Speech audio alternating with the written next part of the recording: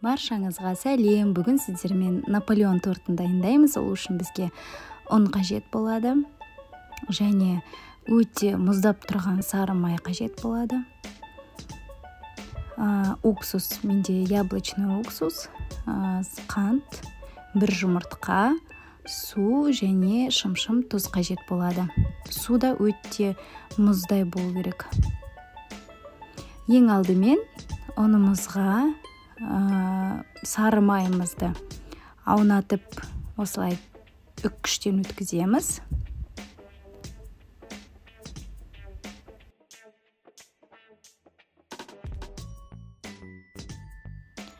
Майымызды үккіштен өткізіп болған соң, осылай ақырындап астынан жоғарыға қарай көтере отырып, осылай майымызбен кішкене біріктіреміз, бірақ езіп песочный тесто жасамаймыз.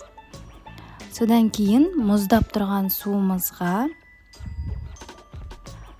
бір шай қасық уксусты қосып, және жұмыртқаны қосып, шымшым тұзымызды қосып, жақсылап араластырамыз.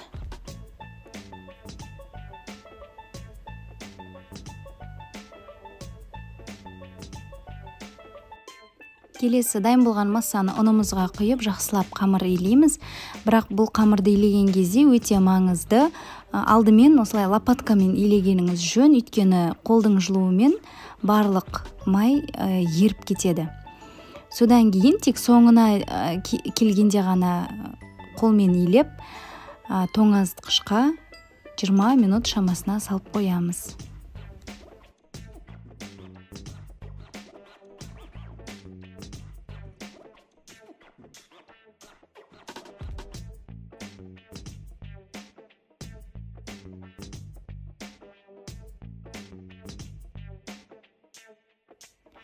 Келесі қамырымызды тоңазытқыштан шығарып, өзіңізге ыңғайлы етіп бөліктерге бөліп аламыз. Осы пропорциядан бізде 10 корж шығады. Міне осылай бөліп аламыздағы, осылай шар тәрізді етіп, көлшелеп, тоңазытқышқа мұздататын бөлігіне салып қоямыз. Өйткені майымыздың қатып тұрғаны бізге жақсы болады. Тоңазытқыштан қалған күлшелерімізді шығармай, осылай бір-біртіндеп шығара отырып, илейміз.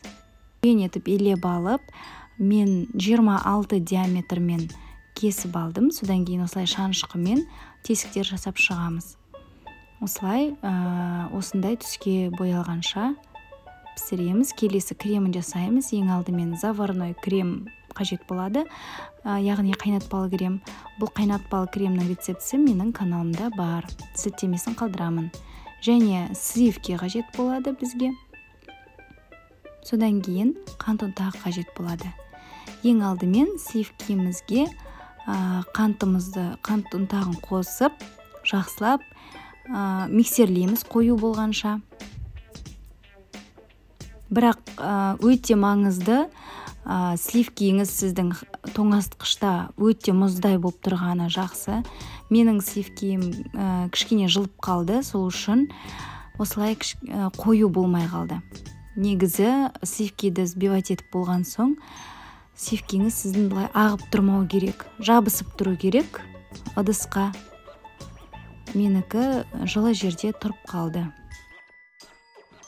Содан кейін екеуін осылай біріктіріп, 30 секунд шамасында миксерлейміз.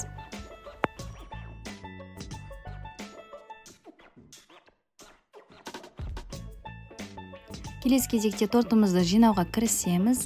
Әрбір коржға кремді жаға отырып, тортымызды жинаймыз. Қалған шет-шетінен қалған қамырлардан осылай крошканы жасап, тортымызды әсемдейміз. Міне осындай қатпарлы жұмсақ Наполеон дайын болды. Жасап көруге кеңес беремін.